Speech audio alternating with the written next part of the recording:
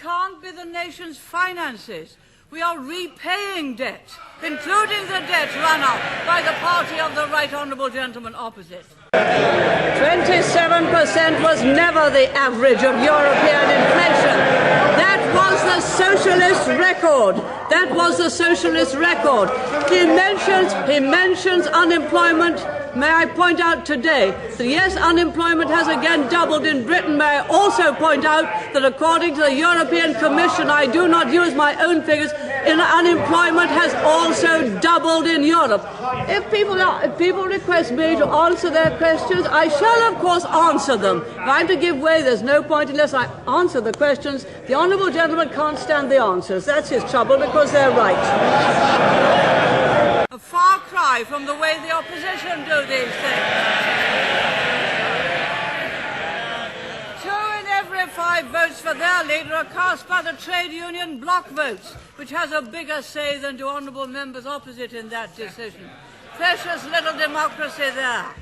The last 40 minutes, Mr. Speaker, we have listened to the rhetoric of the right honourable gentleman, the leader of the opposition. It was difficult, if I might say so, to find a thread running through his speech. I might say so. It was a speech which matched the motion, but not the occasion. As I listened, I concluded not for the first time, that the right honourable gentleman's compatriot, the late Nye Bevan, was wrong. The religion of socialism is not the language of priorities, it is the priority of language. There's a great deal more opportunity for people. Yes, 10.9% inflation is much higher than it should be. It's a lot less than the 26.9 that there was under Labour. I listened to the words and the statistics of the right honourable gentleman. One could not possibly discern any policy there. He wanted widespread expansion. He wanted a high deficit. Nevertheless, he wanted low interest rates, and he failed to observe that the United States has had a very strict monetary policy and a very much smaller proportion of its national income devoted to public expenditure than this. He criticised the level of national insurance contributions, but I don't hear him moving motions to reduce the amount of pensions.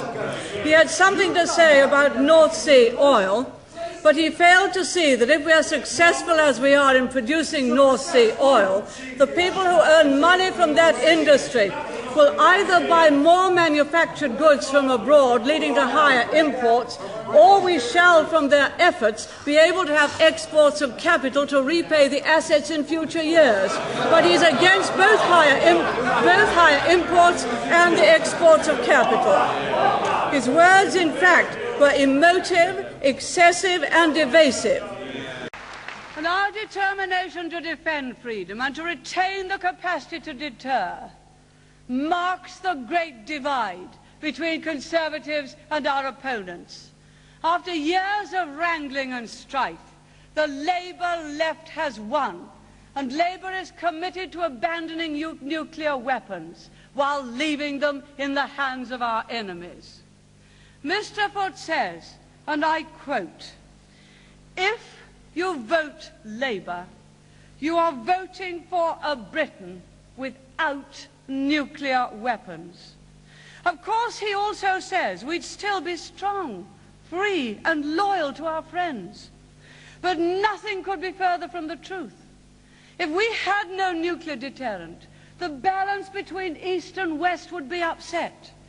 Britain would be wide open to blackmail, because without a missile being fired, if we had no nuclear weapons, the Russians could demand of us to do what they will, and we'd have no alternative but to surrender.